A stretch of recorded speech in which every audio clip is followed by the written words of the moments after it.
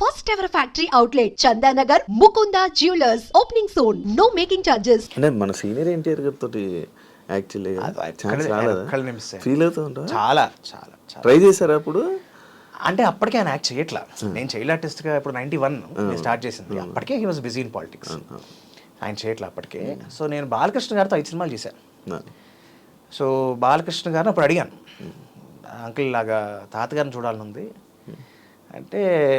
ఒకసారి వెళ్ళినప్పుడు విపరీతమైన జనం చూశాను, నేను దూరం నుంచి చూశాను, బట్ మాట్లాడలేకపోయాను ఆయనతో. నాగేశ్వరరావు గారితో దగ్గర దగ్గర ఒక 50-60 రోజులు గడుపుంటాను నేను, చాలా దగ్గరగా. ఎందుకంటే 2 సినిమాలు చేశాను ఆయనతో.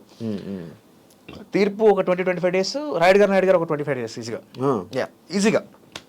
So I had spend lot of time with him. అంటే నాకు ఆయన ఒక ఆరాధ్య దైవం, నాగేశ్వరరావు, రకనే నాగేశ్వరరావు గారు. సో అలా కానీ రామారావు గారితో మిస్ అయ్యాను.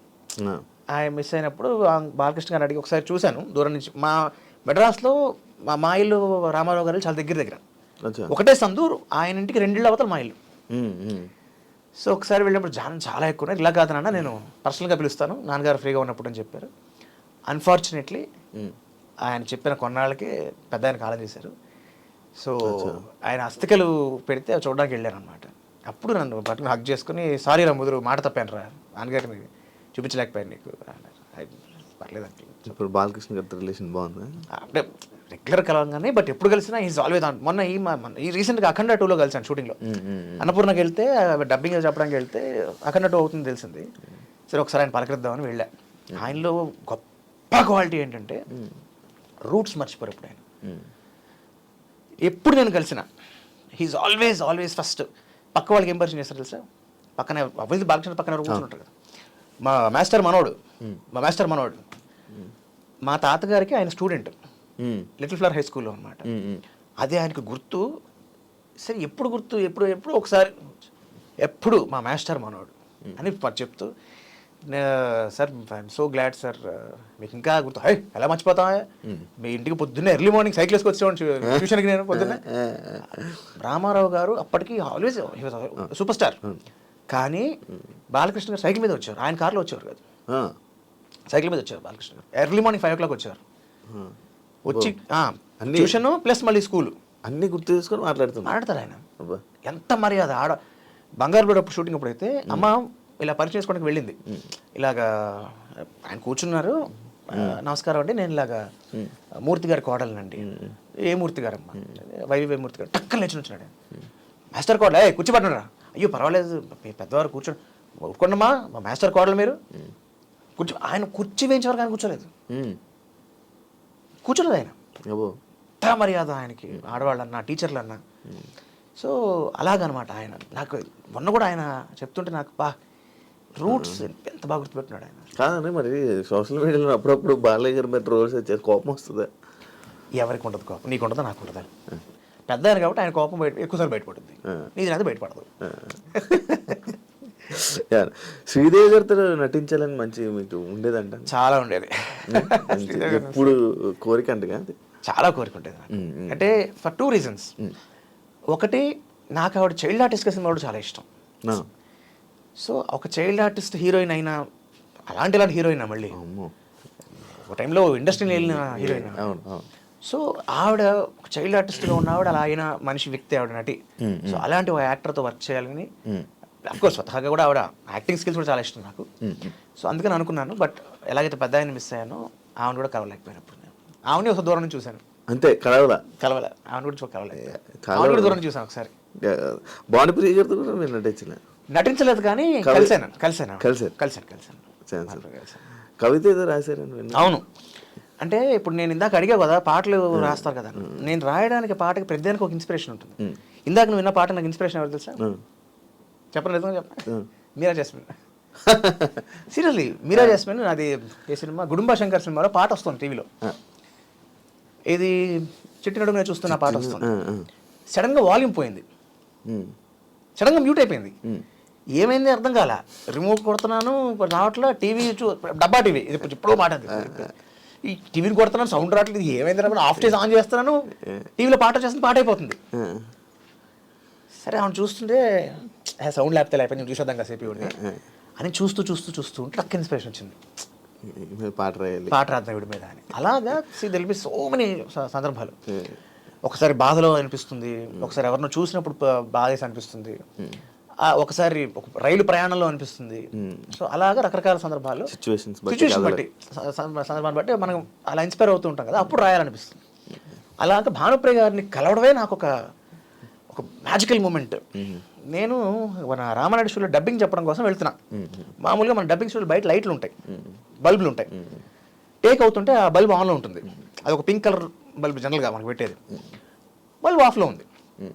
డబ్బింగ్ పిలిచారు కదా అని యూజువల్గా మనకి మేనేజర్లు లేకపోతే కోఆర్డినేటర్లు ఎవరో ఒకరు ఉంటారు.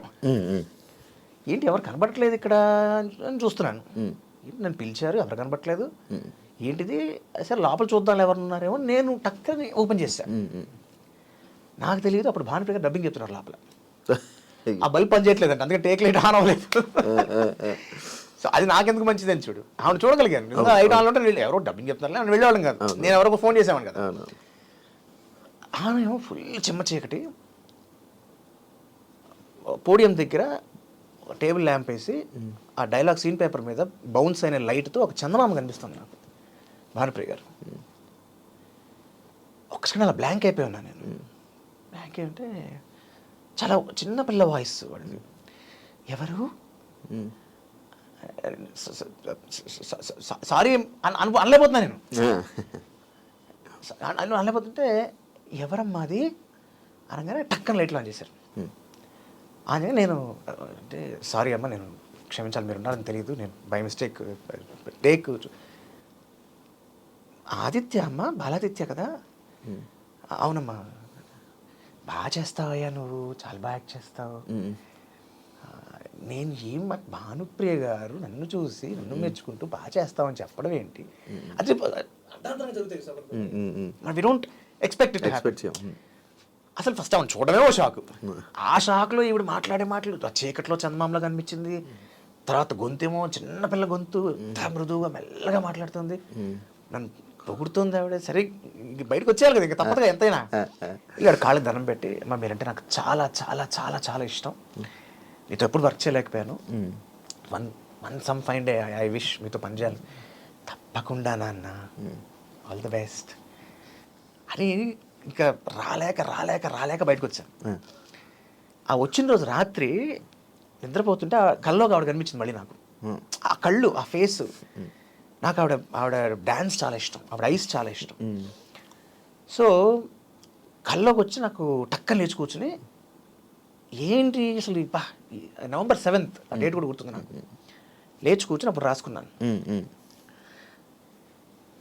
కన్నానులే తనను కన్నానులే, కనులార ఆ కనులు కన్నానులే, కలలోన ఆ కళను కన్నానులే, ఎన్నాళ్ళకెన్నాళ్ళకి కళ్ళార చూసేటి భాగ్యానికి, నోచుకున్నా నేను ఈనాటికి మరువలేని స్మృతిని ముమ్మాటికి. కనులంటే కనుల కావు అవి కలువలు, కురులంటే కురుల కృష్ణమ్మ ఝరులు, పలుకుతుంటే ఆమె తెలుగులో మాట, తళుకుమంటూ రేయి వెలిగని పూట, కలనైన కనలేదు కలుగునని ఈ వరం, తననొదలి వస్తుంటే ఎదకేదో కలవరం. చేశాడు ఎంతందము ఆ బ్రహ్మ అందాల అరవిందము, చూశాక ఆనందము ఎప్పుడు రానంత బ్రహ్మానందము. ఎవ్వానినైనా హవ్వారి అనిపించు నవ్వుల్లలోన మువ్వల్ని కురిపించు భానుప్రియాదేవినెంత వర్ణించినా ఆగున నాలోని కవికి ఆలోచన అని రాసుకుంది. వినిపించే ఇది చేశారు? లేదు, జేడి చక్రవర్తి గారు చెప్పారు సార్ నాతో. ఆయనతో మాటలో చెప్తే, చెప్పావా భానుప్రియకి, ఆడికి చెప్పావా అంటే లేదు సార్ చెప్పలేదు. అది చెప్తా ఆగు సార్ వద్దు సార్, నేను లైవ్లో నాకు వద్దు సార్ అంటే కొంతమంది బాగా ఇష్టం ఉన్నప్పుడు చిన్న భయం ఉంటుంది. లేదు ఆదిత్య, చాలా సంతోషిస్తుంది ఆవిడ, ఎవరైనా అంతే కదా, హ్యాపీ ఫీల్ అవుతారు కదా అంటే సార్ లైవ్లో చెప్తాను సార్ ఎప్పుడైనా ఆవిడకి, నేను ఎప్పుడైనా లైవ్లో చెప్తాను సార్ నీ ఇష్టం. హీజ్ అగైన్ వండర్ఫుల్ పర్సన్ అండి జేడి చక్రవర్తి. ఆయన నా నుంచి ఒక మెసేజ్ వెళ్ళడం పాపం అంటే very rare, very few people అలా మెసేజెస్ రిప్లై వస్తుంది నాకు. Any message, any time, any విషయం, అంటే అదొక న్యూ ఇయర్ విష్ కావచ్చు, లేకపోతే నా సినిమా తాలూకు ఈవెంట్ సంబంధించిన ఇన్విటేషన్ కావచ్చు, ఎనీథింగ్. నా నుంచి ఒక మెసేజ్ వెళ్ళింది అంటే నా పేరుని అడ్రస్ చేస్తూ ఆయన నుంచి ఇంత పెద్ద మెసేజ్ వస్తుంది మళ్ళీ. He loves me so much for, I don't know why, but I have a great respect for him. ఆయన ఒకరు చాలా ఇష్టం నాకు. సూపర్. సో సందర్భం వచ్చింది కాబట్టి భారత గారి గురించి చెప్పాల్సి వచ్చింది. కానీ బాలకృష్ణ గారితో మంచి జర్నీ ఉందనుకుంటే సమరసింహారెడ్డి ఏంటన్నా కదా. సమరసింహారెడ్డి అంటే బేసిక్లీ ఆ సినిమా యాక్ట్ చేయడానికి బాలకృష్ణ గారి రెఫరెన్స్ అనమాట. సో బేసికల్గా నేను అప్పటికే ఆయనతో 4 సినిమాలు చేస్తున్నా. సో అది చేస్తే బాగుంటుంది ఆయన రెఫర్ చేశారట. సో అప్పుడు ఏంటంటే నేను 7th 8th ఉండగా హైదరాబాద్ వచ్చేసాం మేము. ఓకే. 7th వరకు అక్కడే ఉన్నాను. ఆ రావడానికి ఎవరికి చెప్పలా అసలు. అంటే అప్పుడు ఇంకా సెల్ ఫోన్స్ లేవు కదా. పూర్తి షిఫ్ట్ అయిపోయారా? పూర్తి షిఫ్ట్ అయిపోయాం. అంటే నాన్నగారు అప్పుడు ఆర్బీఐలో జాబ్ చేసేవారు నాబార్డ్లో. బాపు గారిది ఈటీవీలో భాగవతం ఒక సీరియల్ వచ్చింది, దాదాపు ఒక 6-7 ఏళ్ళు వచ్చింది అది. బాపు గారు నాన్నగారిని హీరోగా పరిచయం చేశారు 1978లో స్నేహం అనే సినిమాతో. రాజేంద్ర ప్రసాద్ గారికి ఫస్ట్ పిక్చర్ అది. అవును. సో ఆ బాపు గారు ఏంటంటే ఇంకా నేను పాప చాలాసార్లు నాన్నగారిని ఆయన అడపతడప పిలుస్తూ ఉండేవారు. నాన్న ఉద్యోగరీత్యా కుదిరేది కాదు. సో శంకర్ గారు ఇక be my last call for you, మీరు ప్రతిసారి మిస్ అవుతున్నారు, మరి ఈసారి మీరు చేస్తే బాగుంటుంది, త్రోడ్ క్యారెక్టర్ది బాగుంటుంది మీరు చేస్తే అని బాపు గారు అంతా ఆయన చెప్పేటప్పటికి ఇంకా నాన్నగారు జాబ్ కూడా మానేసి వచ్చాం హైదరాబాద్. ఉద్యోగం మానేశారు. వచ్చి ఆ వచ్చినప్పుడు ఏంటంటే మేము ఇంకా నేను ఎక్కడున్నానో ఏంటి ఎవ్వరికి చెప్పలా. కానీ అంటే మనకి చిన్న మాట ఉంటుంది, సినిమా ఇండస్ట్రీలో ఎవరికైనా అవసరం అని కావాలి పలానా వాళ్ళు అనుకుంటే అండమాన్లోనే పట్టుకుంటారు. అలాగే నేను ఎవరికి ఏమి చెప్పకపోయినా సరే మొత్తానికి మా లింకులు అని పట్టుకుని మొత్తానికి కామన్గా నన్ను పట్టుకుని రిఫర్ చేసి ఫోన్ చేశారు. ప్లాన్ లేదు, అది కూడా మా ఇంట్లో ఇంకా ఫోన్ లేదు అప్పటికి. మా పక్క వాళ్ళకి ఎవరికి ఉండేది, వాళ్ళ నెంబర్ కనుక్కుని వాళ్ళకి ఫోన్ చేసి మమ్మల్ని పిలిపించి ఇలాగా సార్ రిఫర్ చేశారండి, సో బాబు చేస్తే బాగుంటుంది పిల్లాడు అంటే అప్పుడు ఇంకా చేశాను అనమాట. రాజేంద్ర ప్రసాద్ గారితో కూడా మీకు మంచి మంచి జర్నీ అండ్ ఎక్స్పీరియన్స్ ఉందండి. ఇప్పుడు స్టిల్ మాట్లాడుతున్నా? అయ్యో మొన్న కూడా ఏదో ఈవెంట్లో కలిసాను ఆయన్ని. ఆయన ఇప్పటికీ స్టాంప్ అని పిలుస్తారు. నార్మల్గా హెల్త్ మంచిగా చూసుకుంటారంట కదండి మీరు? దాన్ని ఒక్కడిని పెచ్చగా చేసేది ఉంది, ఎవరైనా చేసేది. ఫుడ్ విషయం కానీ ఫుడ్ విషయం జాగ్రత్త పడతాను. ఫుడ్ నాన్ వెజ్ తింటారు కదా? నాన్ వెజ్ తినను, వెజిటేరియన్.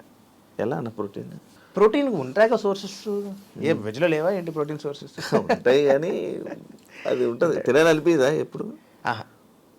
ఎవరికైనా ఒక పాయింట్ తర్వాత ఒక స్టేజ్ దాటాక ఇప్పుడు నేనే కదా ఎవరికైనా అంతే. సో ఎక్సర్సైజ్ మినిమం ఎక్సర్సైజ్ ఉంటుంది ఇప్పుడు రెగ్యులర్గా. మనకి ఫేసే కదా బాడీయే కదా మనం కాపాడేది. అంటే యాక్చువల్లీ ఇది అడగడానికి అన్నం తక్కువ తినాలి శోభన్ బాబు గారు ఏదో. అవును కరెక్ట్. ఆయన దగ్గర నేర్చుకున్నాను ఈ విషయం ఏంటంటే లెస్ రైస్ మోర్ కర్రీ. ఆయన చాలా మనకి అంటే నాకు టక్కన మాట గుర్తొస్తుంది. రాముడు గురించి మామూలుగా వర్ణిస్తూ, రాముడు మాట్లాడితే అందం, రాముడు నడిస్తే అందం, రాముడు యుద్ధం చేస్తే అందం, రాముడు నిద్రపోతే అందం అంటారు. నిద్రపోయిన అందం ఏంటి? కానీ నిద్రపోవడంలో కూడా ఒక పద్ధతి ఉంటుంది, అడ్డదడ్డంగా పడుకోవడాలు అలాంటివి చేయకూడదు అని. అలాగా శోభన్ బాబు గారు తింటున్నప్పుడు చూసినా అందంగా ఉంటుంది.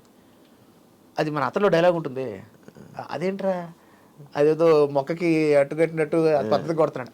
అలాగా పద్ధతిగా అన్నం ఇలా తినాలి అంటే నాకు అది ఎంత ఫిక్స్ అయిపోయిందంటే ఎక్కడికైనా ఎవరైనా బొఫేలో తినేప్పుడు చూస్తే భయం వేస్తుంది. ఆ ప్లేట్లో ఉన్నవన్నీ పోసేసుకుని ఆ తినే విధానానికి పక్కవాడికి చాలా ఇబ్బందిగా ఉంటుంది, తెలియదు చాలా మందికి పాపం. కానీ ఆయన తినేటప్పుడు చూడాలి పద్ధతిగా, కొంచెం కొంచెం కొంచెం కొంచెం చాలా లిమిటెడ్గా తినాలి. ఆ తినడం కూడా చాలా పద్ధతి, చాలా ఫోకస్డ్గా. ఎందుకంటే మనకి ప్రాణానికి లైఫ్ మన ఆధారానికి అదే కదా, అన్నమే కదా, దానికి అంత వాల్యూ ఇచ్చేవారు. అలాగని అది కూడా మోతాదులో చాలా లిమిటెడ్గా తినేవారు. అది ఆయన దగ్గర నేర్చుకున్న విషయం వాస్తవానికి. అంటే బాలాదిత్యకి సినిమా వాళ్ళని ఏమనంటే కోపం తక్కువని వస్తుంది. సినిమా వాళ్ళ ఖచ్చితంగా వస్తుంది. నేను ఒక మాట అంటాను, సినిమా వాళ్ళని అంటే అని కాదు, జనరలైజ్ చేస్తే వస్తుంది కోపం నాకు. ఇప్పుడు ఎక్కడైనా మనుషులు ఉంటారు, సినిమా వాళ్ళే ఇలాగా any industry, any place, any field for that matter, అందరూ మంచి వాళ్ళు ఉంటారు, అందరూ చెడ్డ వాళ్ళు. ఇందాక మనం అనుకున్న పాయింట్ చెప్తాను, దెర్ ఆర్ పీపుల్, అన్ని చోట్ల మంచి వాళ్ళు ఉంటారు. ఒక విషయాన్ని జనరలైజ్ చేయకూడదు. ఇప్పుడు కొంతమంది ఉంటారు, పలానా ఊరు రీజియన్ వాళ్ళు అంతేనండి అలా చేస్తారంటారు, పలానా కాస్ట్ వాళ్ళు ఇంతేనండి అలా ఉంటారు. అది చాలా తప్పది. అలాగే సినిమా ఇండస్ట్రీ కూడా అంతే. ఓకే, ఇండస్ట్రీలో చెడ్డవాళ్ళు ఉండొచ్చు కాక, బట్ అందరూ ఒకటే ఆపాదించకూడదు. నాకు అది అన్నం పెట్టింది అబ్బా ఇండస్ట్రీ, నాకు ఐడెంటిటీ ఇచ్చింది.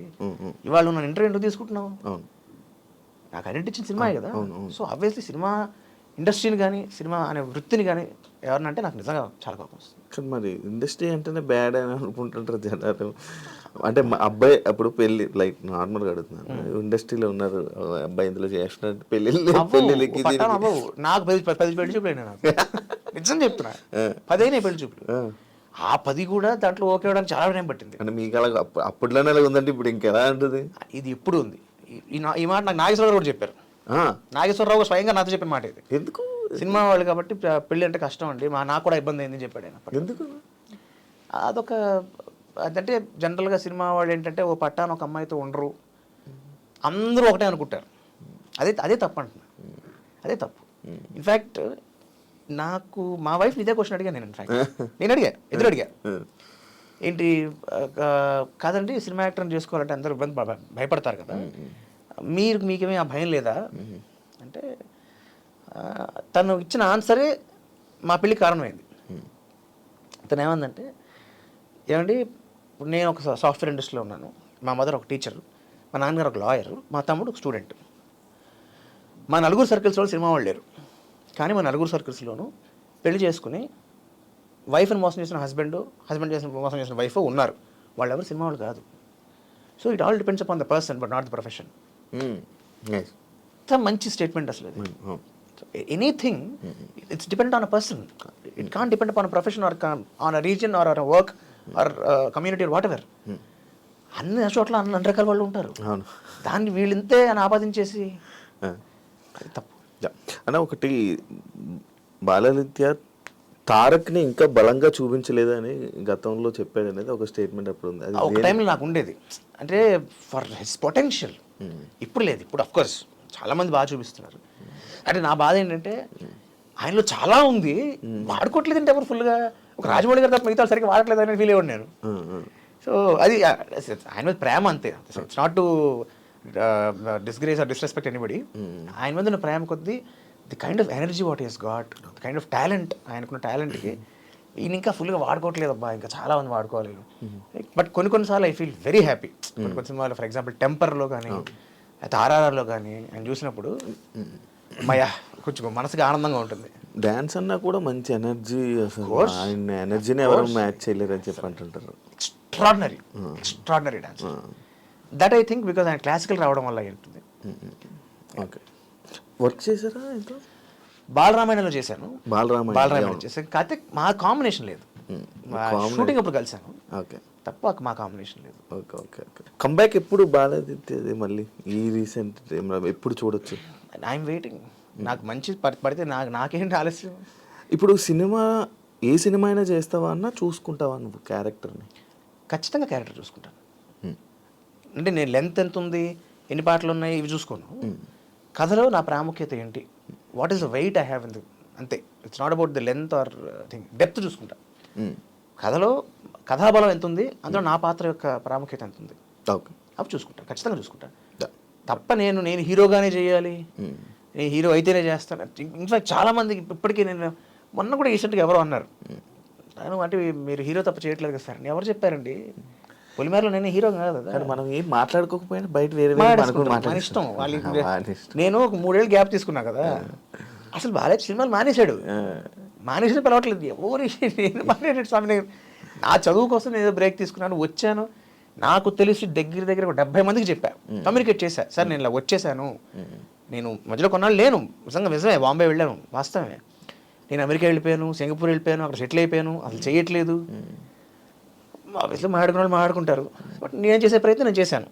ఒక పాయింట్ దాటి వెళ్ళలేం కదా శివ, అంతవరకు సార్ నేను వచ్చాను చెప్పగలను తప్ప, మరీ I cannot keep on troubling people.